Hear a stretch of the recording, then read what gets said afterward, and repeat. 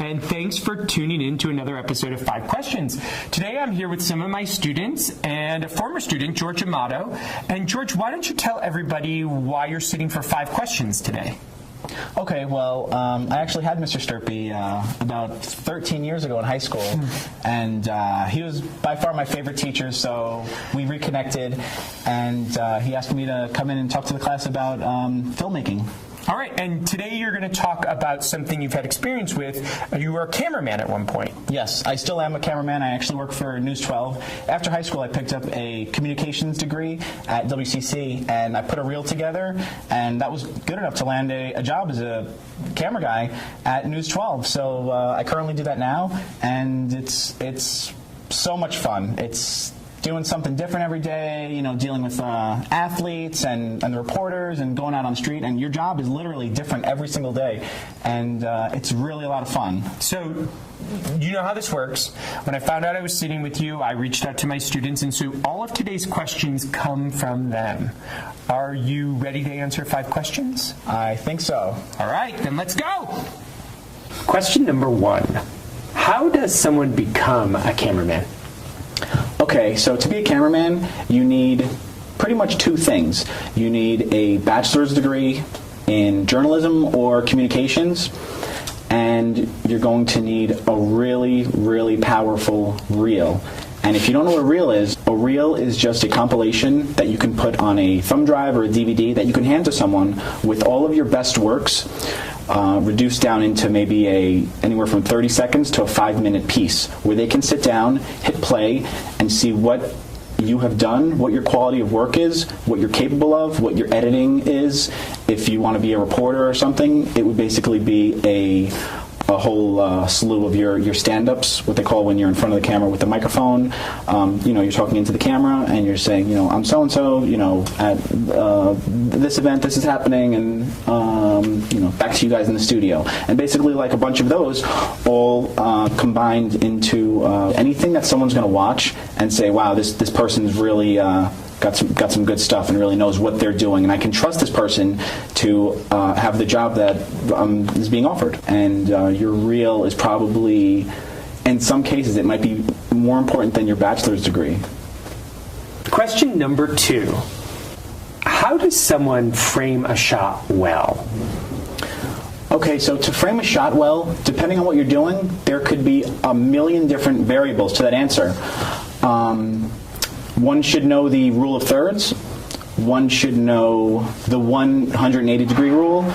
You should know the difference between a tight, a medium, and a wide shot. You should know what a super tight shot. You should know what a super wide shot is. And the way that you sequence these shots together can make your story that you're telling more powerful. And it has to make sense to the viewer visually. So if you're not sure exactly how to do it, you can just go on a website and just see what someone's done before and what has been successful, and get inspiration from their ideas. And once you know these rules that they're playing by, you can break them. And I always recommend breaking them, because that's what I do. Once I know, you know, what exactly is going on, I like to be as interesting as possible and really think outside the box. Question number 3. As an independent filmmaker, what are the most important steps to shooting a film? The most important steps to shooting a film, there are 4 steps, and I wrote them down just because I wanted to be sure what I was talking about, and I wanted to be very clear. Okay, so step number 1 is probably the most important step. You're going to need a good idea. You're going to need a good idea to film something. If it's a commercial, if it's anything, it has to be a good idea. If you don't have any good ideas, try to get one of your friends that has a good idea, or ask around, see if someone's got a good idea, then go from there. But it has to be a good idea. Step number 2, reverse engineering. Okay, If someone wants to pay you $2,000 to shoot their wedding, and you've never shot a wedding before, but you've got a bunch of video cameras and you seem to know what you're doing with the editing, what you do is you go on YouTube and you look up wedding videos and you research and you see what's been done before, and you just pretty much copy somebody else, but that's reverse engineering. You see what's been done before and you get inspiration from them, from their ideas. You're not copying them, you're getting inspiration from them. And that's very important, to just see what's been done before. Step number 3 is organization. It's organization and pre-production.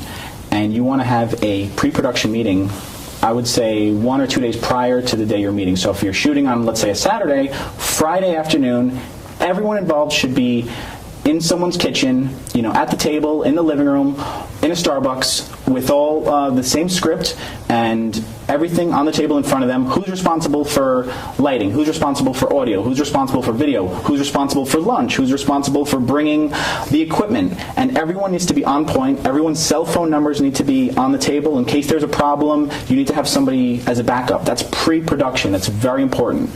The 4th thing is quality. Okay, the quality of your work.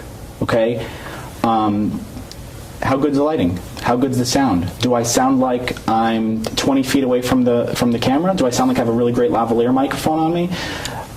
Is the lighting good? Are there 10 different colored lights that are on me? Is the color temperature, is it correct?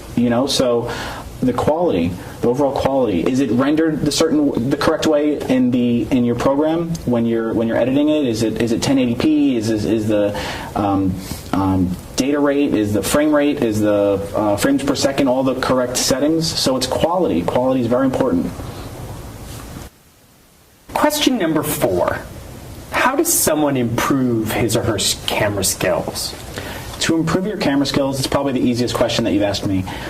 All you need to do is just shoot on your days off, on your downtime, instead of maybe sitting on Facebook and on MySpace and on Twitter. Nobody has MySpace anymore. That was a joke. But whenever you have downtime, you need to be filming. You need to be with your friends that have the same interest in you and filming. You want to go home and go on Facebook and do this and scroll through Facebook and look for some really stupid jokes that you're going to tell people? No, you want to go home, you want to film, you want to edit stuff, you want to constantly be shooting, you want to constantly be experimenting. You want to see what works, what doesn't work. You want feedback from people. You want to have a finished product and you want to show it to somebody and get their reactions. If you shot something with the intentions of it being funny and no one's laughing, you're doing something wrong. You need to get feedback from people. You need to see what works, what doesn't work. If it doesn't work, don't do it again. If it works, great. Do that and then some. Add stuff and experiment and just really get familiar with your equipment. And you need to shoot every single day if you want to be good. Question number 5. For a student with limited funds, what equipment would you recommend buying? For a student with limited funds, for a camera, I would recommend the flip camera. If you go to Best Buy right now, you could probably get a flip camera for under $200. That's an HD, 1080p, all those fancy terms on how good the quality is. That's all you need.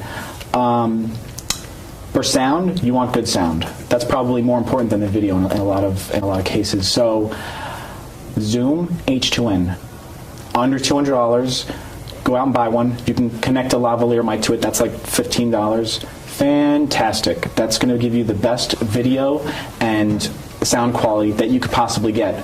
As far as lighting and tripods and all that other fancy junk, try to find it used. Go to garage sales, go to estate sales, go to yard sales, anything where you can get it used. Don't buy that stuff brand new. A $200 tripod at B&H is a $15 tripod at an estate sale because someone's trying to get rid of it. So, George, you survived 5 questions. How were the questions? I thought they were pretty good. I mean, judging by the questions, I think that your class really knows what they're talking about. Excellent. All right, and if they have any additional questions, they can reach out to you through my website? Absolutely. My email. Excellent. All right, so that's it for this episode of 5 Questions, and we hope to see you again on another episode. Bye. Bye.